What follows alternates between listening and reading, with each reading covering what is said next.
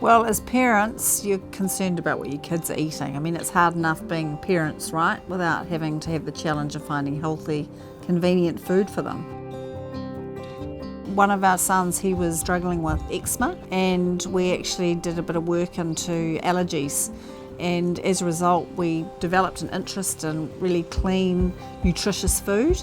And so we developed a gentle process called freeze drying, which is the core of our business today, really. We made these snacks that the kids loved and whānau loved, and before you knew it, we were actually selling them locally.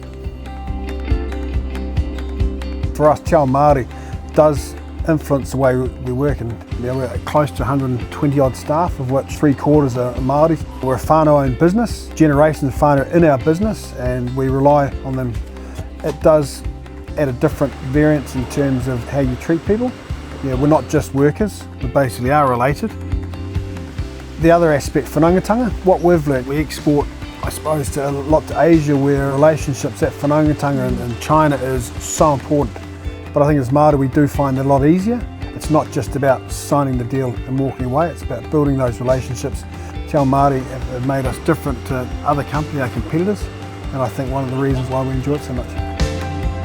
Puni Kōkiri, they were the first people to really back us. We met with them with their BFS, their Business Facilitation Service. They liked our vision.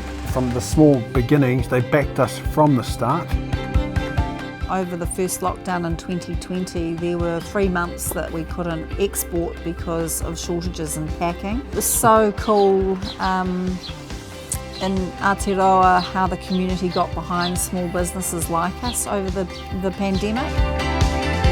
This rise in digital opportunity, it enabled us to actually get the creative and the digital expertise within our business. We identified a need that we really needed to be competitive with the big guys. They supported us doing a digital audit to see what we were doing and what our competitors were doing and what the opportunity was. So it's been a really exciting journey for us, which Puni Kōkiri has been part of. No one knows everything, and so eating a bit of humble pie, there's no shame in that. It's scary out there, business, but know that there is support there, and everyone goes through the humps and bumps and hang on to the tail of the tiger, really, but it's worthwhile and it's something that you can do with your whānau.